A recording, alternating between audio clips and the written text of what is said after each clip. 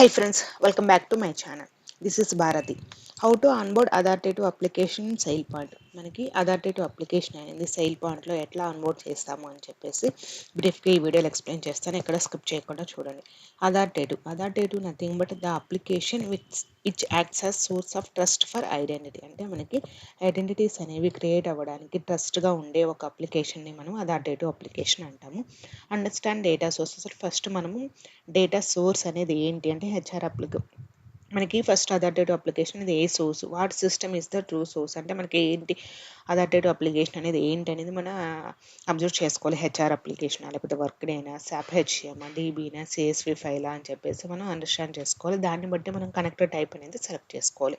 What attributes are available, ఏమేమి attributes అనేవి మనకు ఆ డేటాలో ఉన్నాయి అని చెప్పేసి చెక్ చేసుకోవాలి. అంటే ఎంప్లాయీ నేమ్ ఏంటి, ఎంప్లాయీ ఐడి ఏంటి, స్టేటస్ ఏంటి, మేనేజర్ ఏంటి, ఏమేమి ఆట్రిబ్యూట్స్ ఉన్నాయనేది డేటా అనేది ముందు అబ్జర్వ్ చేయాలన్నమాట. దాన్ని బట్టి మనం ఏ టైప్ ఆఫ్ కనెక్టర్ అనేది సెట్ అవుతుంది, ఎలా అనేది కాన్ఫిగర్ చేస్తాము అదంతా కూడా మనకు ఐడియా వస్తుంది. What is the unique key, అంటే యూనిక్గా మనం ఒక ఐడెంటిటీని మనం యూనిక్గా ఐడెంటిఫై చేయడానికి ఒక యూనిక్ కీ అనేది మనం ఐడెంటిఫై చేసుకోవాలి ఆ డేటాని బట్టి.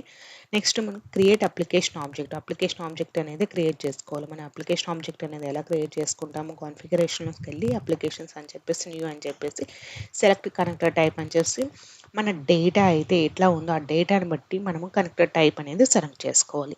డిఫైన్ ద కనెక్షన్ డీటెయిల్స్ మన సెట్టింగ్స్, స్కీమా, టోటల్ డీటెయిల్స్ అనేవి మనం కనెక్షన్ డీటెయిల్స్ అనేవి కాన్ఫిగర్ చేసుకోవాలి.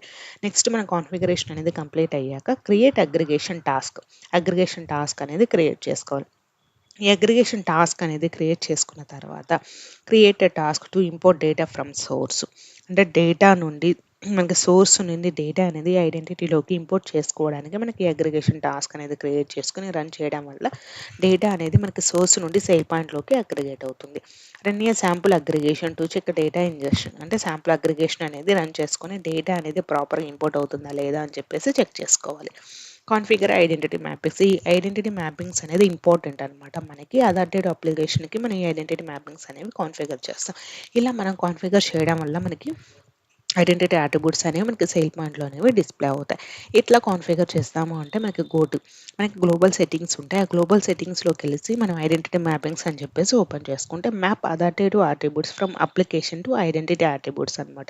అంటే మనకి అథారిటేటివ్ అట్రిబ్యూట్స్ అయితే ఏవైతే ఉన్నాయో మనకి ఐడెంటిటీ అట్రిబ్యూట్స్కి మ్యాప్ చేసుకోవాలి. సేల్ పాయింట్ డిఫాల్ట్గా కొన్ని 9 డిఫాల్ట్ అట్రిబ్యూట్స్ ప్రొవైడ్ చేసింది. వాటితో పాటు మన కస్టమ్ అట్రిబ్యూట్స్ కూడా మనం యాడ్ చేసుకోవచ్చు. అవి ఎట్లా కాన్ఫిగర్ చేయాలి అనేది, నేమ్డ్ కాలమ్స్, ఎక్స్టెండెడ్ కాలమ్స్ అనేవి ఎలా కాన్ఫిగర్ చేయాలి, ఐడెంటిటీ మ్యాపింగ్స్ అనేవి ఎలా కాన్ఫిగర్ చేయాలి అదంతా కూడా నేను వీడియోని చేశాను.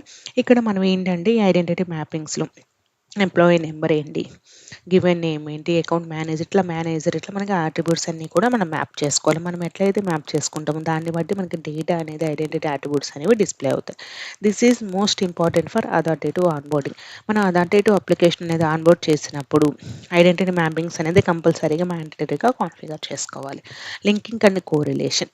Make sure correlation logic is correct. Correlation అనేది మనం కరెక్ట్గా అనేది మెన్షన్ చేసామా లేదా అని చెక్ చేసుకోవాలి. Usually authoritative application equal to authoritative filter equal to true. మనము డిఫాల్ట్గా ఏంటి కోరిలేషన్ కూడా మనకి డిఫాల్ట్ ఏంటంటే అకౌంట్ కోరిలేషన్, మేనేజర్ కోరిలేషన్ అని ఉంటుంది. మనకి అథారిటేటివ్ అప్లికేషన్ మెయిన్గా మనం 99% మేనేజర్ కోరిలేషన్ అనేది యూస్ చేసుకొని మేనేజర్ అనే అట్రిబ్యూట్స్ని ఫెట్ చేసుకుంటాం.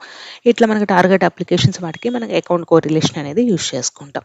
Match existing identities by employee number or unique key. అంటే ఎగ్జిస్టింగ్ ఐడెంటిటీస్ ఉన్నప్పుడు అవి మనము ఎంప్లాయీ నెంబర్ కానీ ఇట్లా యూనిక్ కీ ద్వారానే చేసి కోరిలేట్ అనేది చేస్తాం. Avoid duplicates. మనకి డూప్లికేట్స్ ఏమైనా ఉంటే అవి అని మనం అవాయిడ్ చేసుకుంటాం మనం ఇట్లా ఈ కోరిలేషన్ లాజిక్ అనేది ప్రాపర్గా అనేది కాన్ఫిగర్ చేసిన తర్వాత. Define life cycle state rules.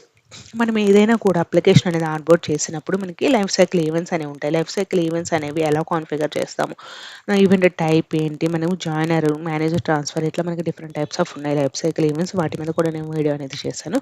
మనకి ఈ లైఫ్ సైకిల్ స్టేట్ అనేది రూల్స్ అనేవి బేస్డ్ ఆన్ అథారిటివ్ డేటా. అంటే మనకి అథారిటివ్ డేటా ఎట్లయితే ఉంటుందో దాన్ని బట్టి మనం ఈ లైఫ్ సైకిల్ ఈవెంట్స్ అనేవి మనం కాన్ఫిగర్ చేసుకోవాలి.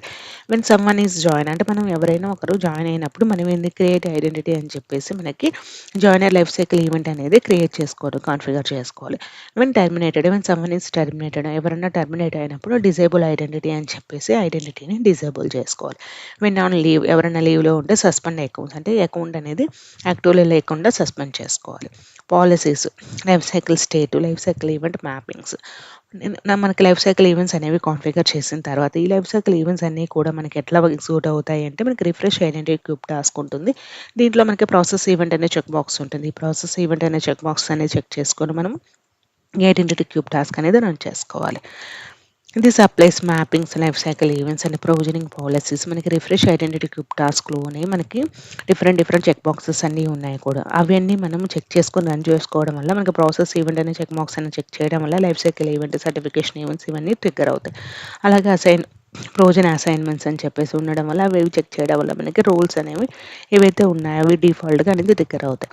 ఇవన్నీ చేసిన తర్వాత మనకి టెస్ట్ ఎండ్ టు ఎండ్ అనమాట. అంటే మనం కాన్ఫిగర్ చేసిన అడాప్టివ్ అప్లికేషన్ అనేది ప్రాపర్‌గా కాన్ఫిగర్ అయిందా లేదా అని చెక్ చేసుకోవడానికి డిఫాల్ట్‌గా రియల్ టైమ్ ఎన్విరాన్మెంట్‌లో మనకి క్లయింట్స్ ఎన్విరాన్మెంట్స్ ఉంటాయి. డిఫరెంట్ టైప్స్ ఆఫ్ ఎన్విరాన్మెంట్ ఉంటాయి.